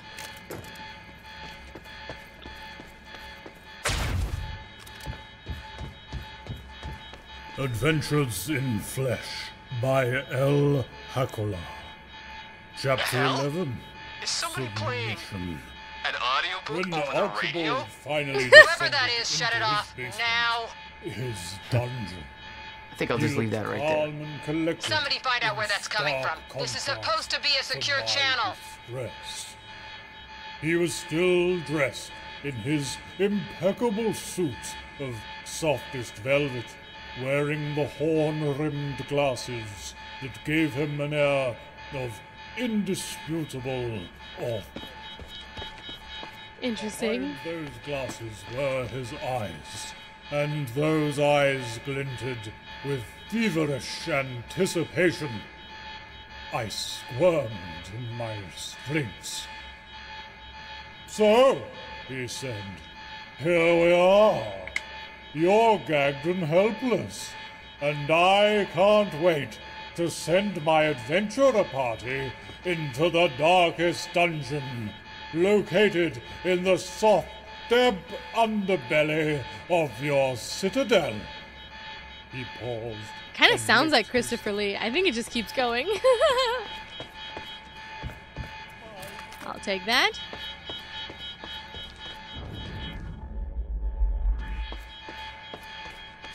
No chronon sources around. What is that? I have way more ammo with that. Turn it off! Oh! Asshole. Oh, shit. Okay. He's here!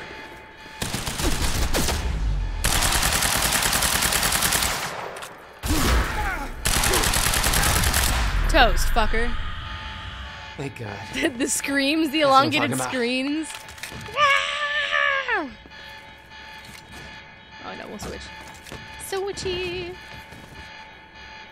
No, get at that door. Beth, I got that device Whatever. for you, but Dr. Amaril's at the party. Yeah, I just spotted her. Wanna be my date?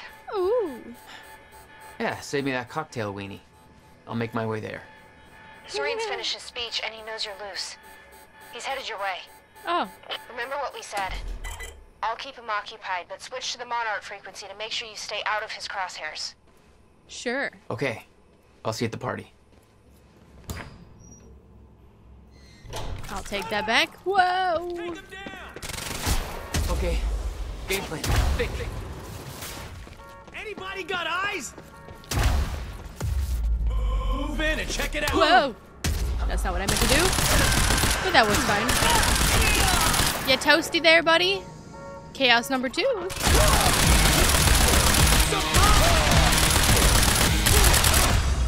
Toast, fucker. And the car. That's the last time. That was fun. Alrighty. Seems efficient.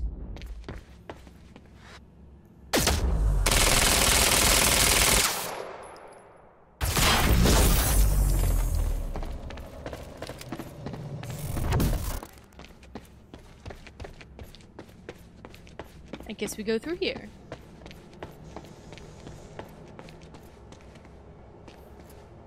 And you're back for some quality time with Bobby Radford. Hope you're Bobby. doing okay tonight, Riverport. It's been a pretty freaky day, and I'm kind of hoping things will calm down now. I'd sure like to go back to normal, put these events behind us.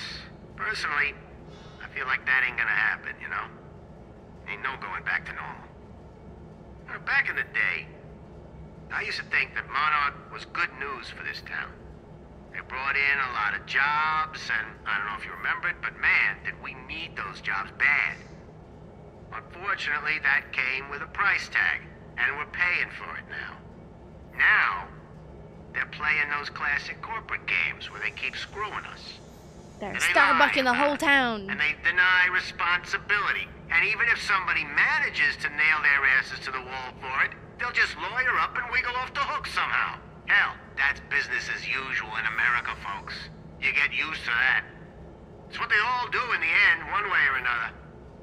But Monarch, I keep flashing back to how Monarch security boys work people over at the university. How maybe they did worse than that. Shit. We're used to cops getting away with that. But these guys don't even have badges. That kind of thing, it just don't sit right with Bobby, Riverport. And it shouldn't sit right with you. So get off your ass and do something about it. Call your councilman now. Will do. I think the councilmen are in on it though, sir. need the exact coordinates for Joyce ASAP. Monarch Actual is moving in to intercept. This is Home Guard 5. Just spotted him entering the tunnel system outside the party grounds. Beth? I'm on my way. He took out my entire squad. Requesting immediate backup in here. Attention all units. Reroute to the tunnels immediate. Negative. Seal off all exit points, but I go in alone. He's mine. Oh. Nice work.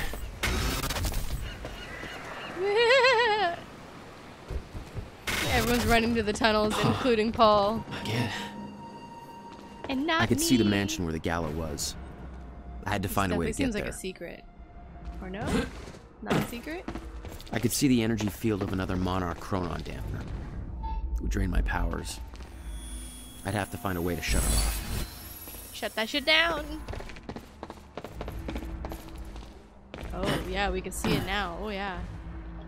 Big one. Dome levels, even. Whee! Jumpy jump. Jumpy jump.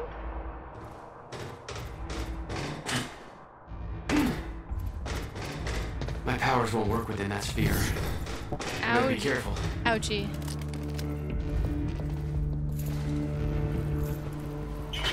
So you're telling me to sneak? Is that what you're telling me? Oh, fuck. Well, fuck that.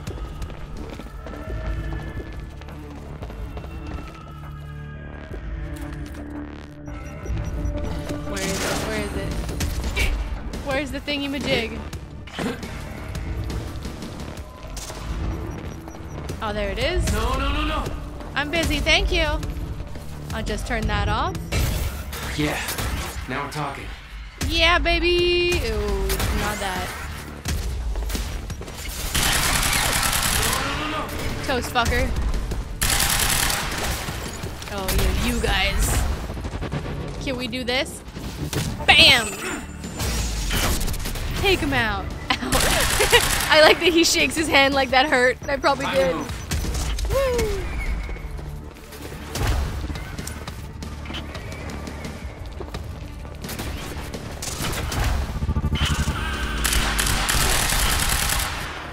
Oh, you rat.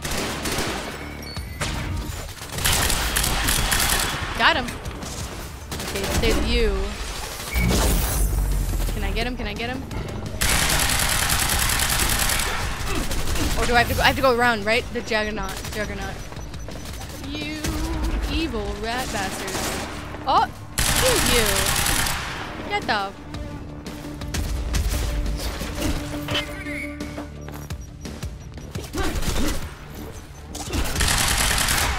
Get off of here. That was so rude.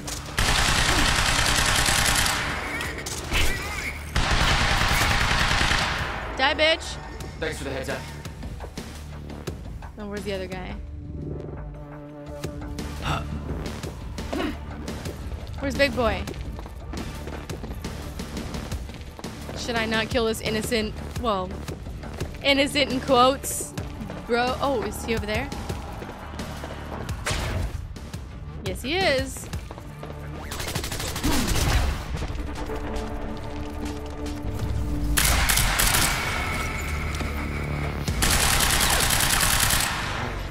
Dead. You were headed for the party. Dead, bitch. What was your plan? I needed to get to Dr. Amaral before the stutter ended and Monarch Who found needs out a I was plan? coming.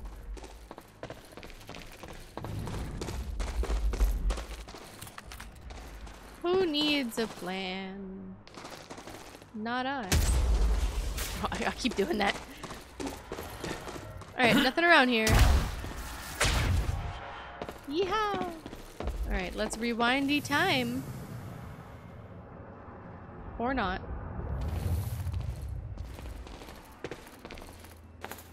Doesn't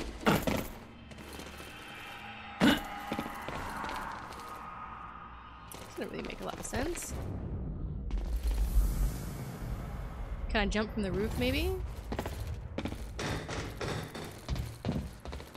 There we go. Whee! Made it. Don't get run over. Oh, here's the gala. Everybody's hanging out. It'll be really awkward if time unfreezes and I'm just hanging out here with my gun and everyone's in suits and everything. How's it hanging? Everybody chill? Oh boy. Beth should be here somewhere. Need to get to her before the stutter ends. Yeah, well. Swoon text message. Serene just finished the speech. I can't take it. He's too much. I swear I could eat that guy up with a spoon. Sounds like Serene's got a #1 fan. Mr. Serene's speech had been a success. The world was falling apart, but the wine and cheese crowd was enjoying their little goddamn soiree. Roll credits. Now I want wine and cheese.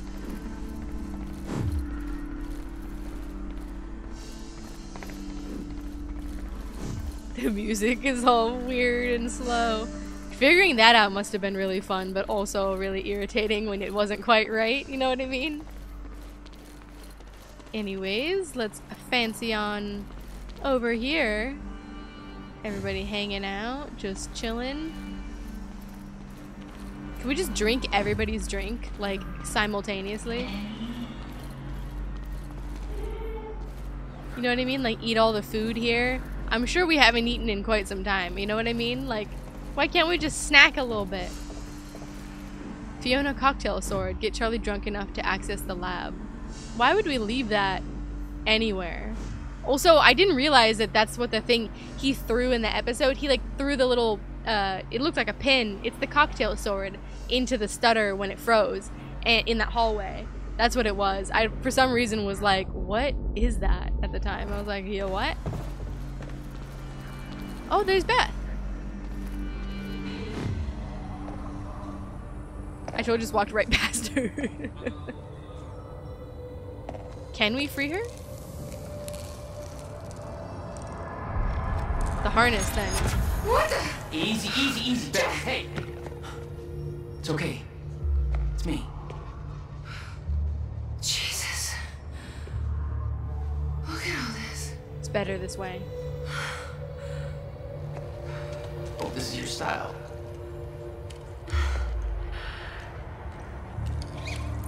Oh, a little chemistry These right there. Have no idea I'd be shooting up half a Paul's little amusement park. Yeah, well, Monarch does. I don't think my cover's gonna last. Yeah, definitely well, not. I don't think it would do much good for the next part anyway.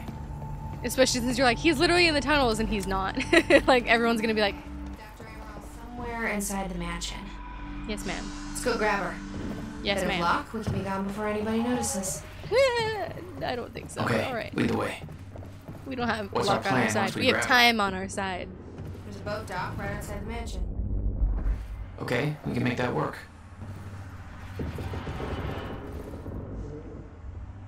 Oh god, no, not the screenplay. This thing was so ridiculously long. Holy shit. Oh, I'm gonna die reading this. It almost killed me last time. Oh god, okay, we read the last one. We might as well read this one. Hey Sophia, still haven't gotten any notes back from you on the first half of my screenplay, but I'm finished with the second half now, so I'll send it your way. Let me know what you think. You're not getting any notes, buddy. Nobody wants to read this bullshit, but alright. Time Knife, written by Bruce Livingstone. Act 2. Bruce has just had his best friend killed by his boss, Paul Marine, but Bruce now has a time knife that sends things through time if he stabs them. He is going to Paul Marine's wedding now to tell his girlfriend Sophie not to marry him because he is a real shitty guy. Interior, wedding building, day. It is a wedding. Paul Marine and his girlfriend Sophie are getting married. Sophie is real attractive. If most girls are ham sandwiches, then she is a 16-ounce steak. Bruce enters the wedding building. Stop! Bruce! I'm so happy you came, says Sophie. You can't marry Paul Serene. He's a real shitty guy. He's lying, says Paul. I'm not, says Bruce. He killed my best friend with time bullets. Sophie, but that's impossible. Time travel doesn't exist yet. That's what they want us to think, but I actually have a knife that is also a time machine that sends people through time when I stab them. I want to believe you, but that doesn't make sense. I will prove it. Bruce grabs Sophie's mom. Here's a bunch of money for the lotto tickets. Bruce gives Sophine's mom a bunch of money for lotto tickets. He stabs her with the time knife, but gently, not violently, so she will just travel through time. She disappears. Sophine's mom enters the wedding building. She is now wearing different clothes. Sophine's mom. He's right. He stabbed me gently with the time knife, and I was sent to the past. He also gave me a bunch of money, which I used to buy a lottery ticket that I knew I would win, and now I have $1 million. You helped my mom become rich. Thank you, Bruce. You made me rich the first moment I saw you. Rich in my heart, with love. I always loved you most, but Paul Marine and I just got married. You're too late. Or is he? The wedding minister chimes in. The wedding minister pulls off his mask. He is actually George Washington. What the fuck? Bruce knew you were getting married, so he stabbed himself and traveled to the past, then stabbed me so that I would be sent to this time. Then I pretended to be a wedding minister for the ceremony, but I am not actually a minister at all, which means the marriage isn't official. You did all of this? For me? Yes. I stabbed George Washington because I love you. And the man you were about to marry wasn't actually Paul Marine.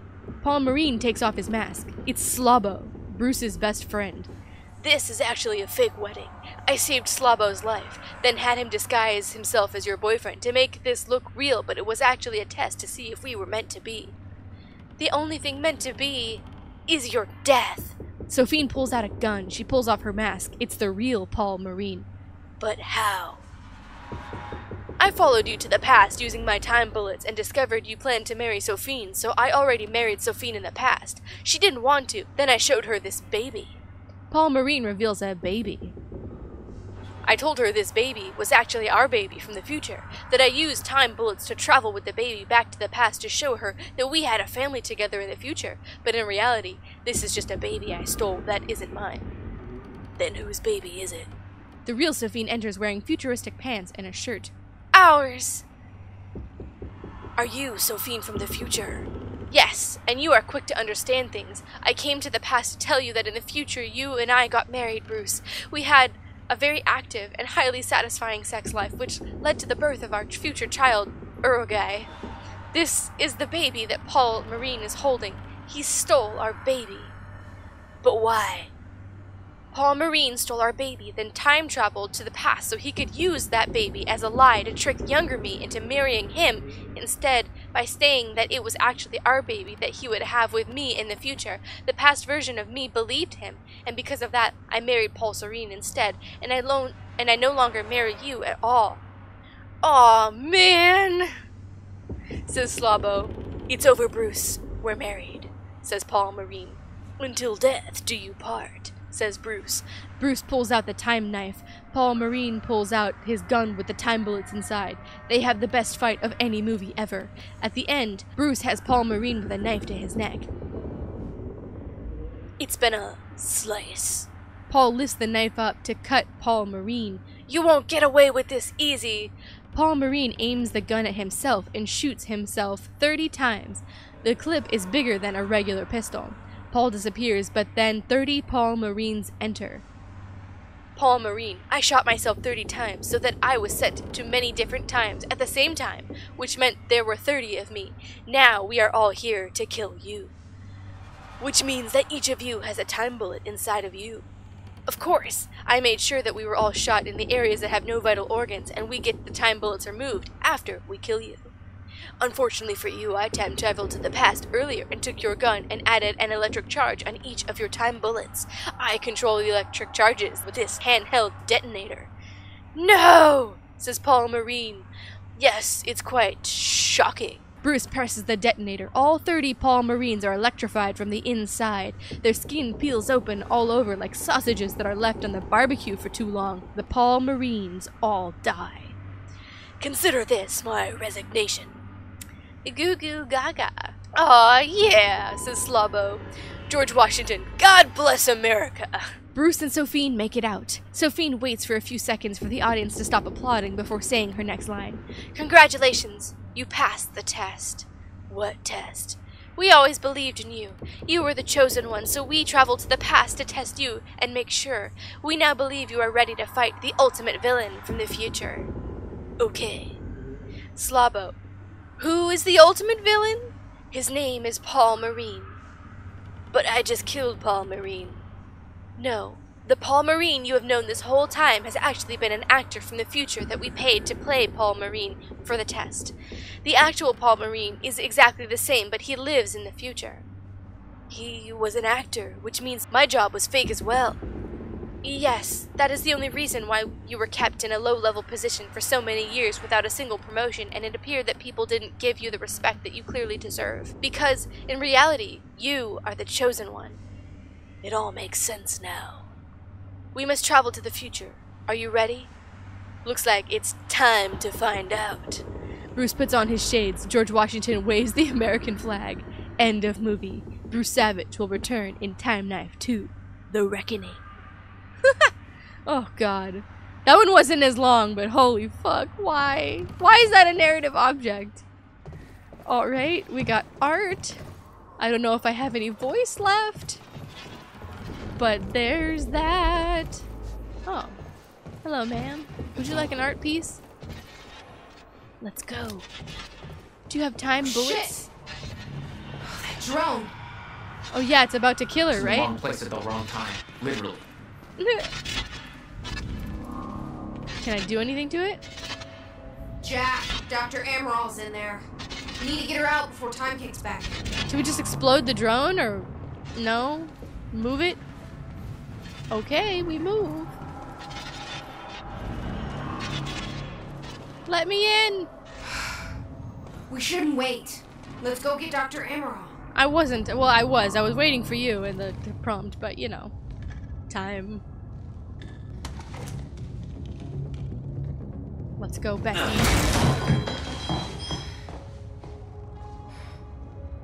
Jack, get her moving before time kicks back in and that drone turns us into paste.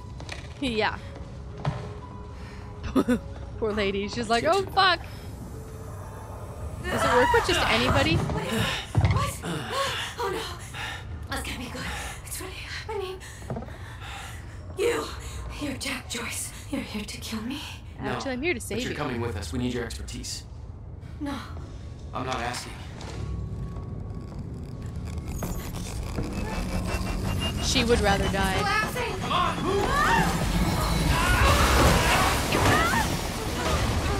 She really thought about it too, damn. Oh, where's the damn boat? It's right there. Oh, good. Okay, go. Get her on the boat. I'll keep you busy. Come on, Doctor. Why can't we all just go to the boat and get away? Get in. It's Joyce. Somehow we got right past us. Yeah. Oh, they're going. Okay, that makes more sense. Why can't we all go on the boat though? But okay, fine. Jack, they're closing the gate. We'll be sitting ducks here unless you get it open for us. I'll take care of it. You get going the second you can, okay?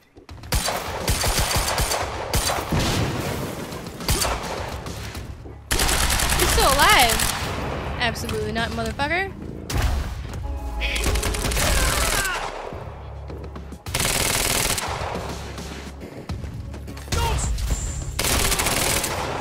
Toast. Bye-bye. I got eyes on her.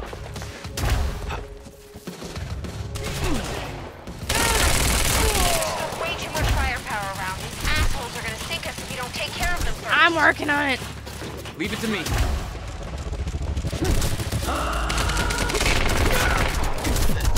Oh, I got around it. Oh.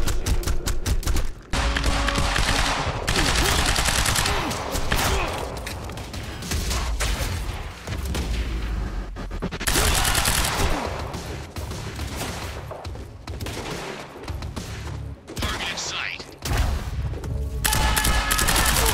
So way too much firepower around. These assholes are gonna sink us if you don't take care of them.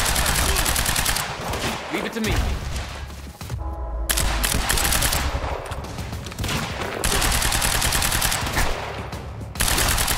Hey, cover! God damn it!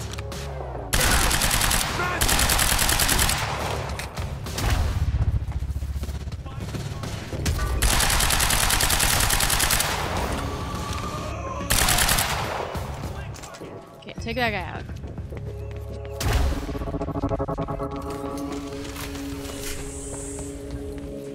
Target's gone! Yeah, he is. Fuck off! Alright, that was better. Go around.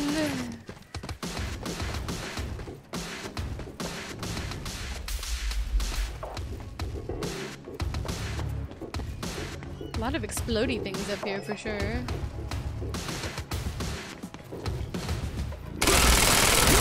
You hanging out here, buddy? You're fucking toast now. I need to open that gate. Nice. Everybody. What about you? You're clear. Go. I can swing Go. by and... Just go. No. Just go. You Just already go. left We me. went to all this trouble to grab her. Beth, I'm counting on you to keep her alive. I'll make my own way out. My plan was simple. There was a bridge to the mainland. Fight my way through anything Monarch would throw at me and then steal a car, drive it back to the swimming pool. Need your ass alive for the next part. Let's see how it shakes out. Why don't I get the scope?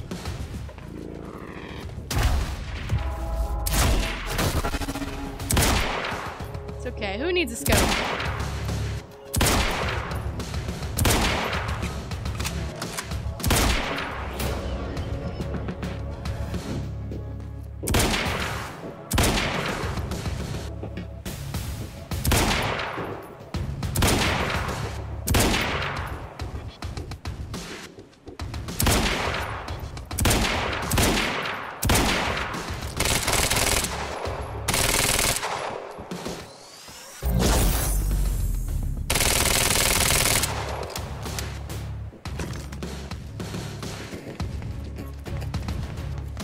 Oh, that was fun.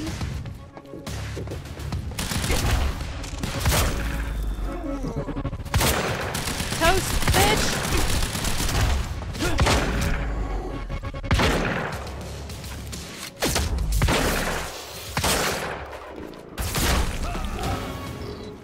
Toast. Okay, but there's more.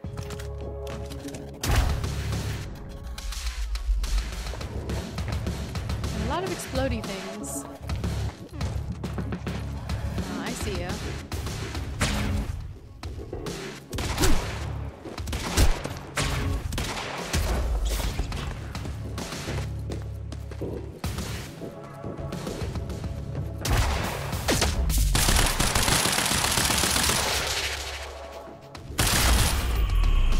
Bye!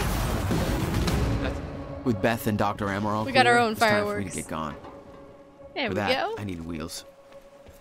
Wheels. Gotta steal Paul Marine's car. Valet parking. Beloved by car thieves everywhere. Hell yeah.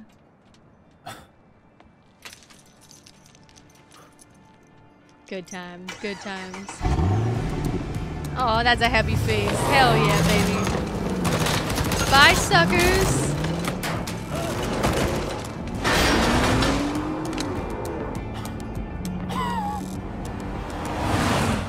Yeah, baby. Fuck that gala. Ooh. Act 3 ended. Okay, so shit's really getting real. So we finally got Dr. Sophia Amaral, which is good. Martin Hatch is probably happy with the chaos that we absolutely ensured at the party, although probably disappointed that Sophia's not dead, because that was his whole goal, was to kill her.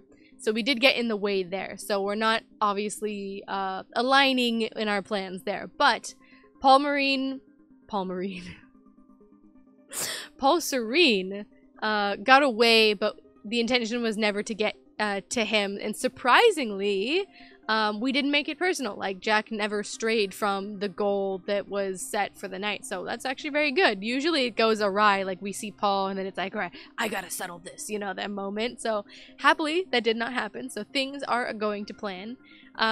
But everything is going to be happening a lot more soon than we think it is. So we've got less than 24 hours to the end of time. So that means that we have to fix whatever we can fix or prevent whatever we can prevent in that time because otherwise we're all toast. So we need to figure out the deal with the countermeasure, and we need everything to happen basically now, within the next couple of hours, because that's all we have left. We have 24 hours less than 24 hours to figure it all out. So that's a bit daunting, but we will do it. We will persevere. We are officially halfway, over halfway of the game, which is fantastic. We've got only 2 acts left. I don't know how long they are, and obviously 2 episodes. And obviously it's still going fantastic. The screenplays are building all to fruition, and shit is about to get very real. So I'm very excited for the next coming episodes. There was not too much timey-wimey, wibbly-wobbly to digest in this episode. I will say a nice break. Some of the documents are just like a wordy to read, and me being me is like, whoo! I will see you guys for the next junction and episode 3, which will be right over here. And if you guys are ready to continue the acts, Act 4 will be right over here when the time comes. So, from the past to the future, enjoy.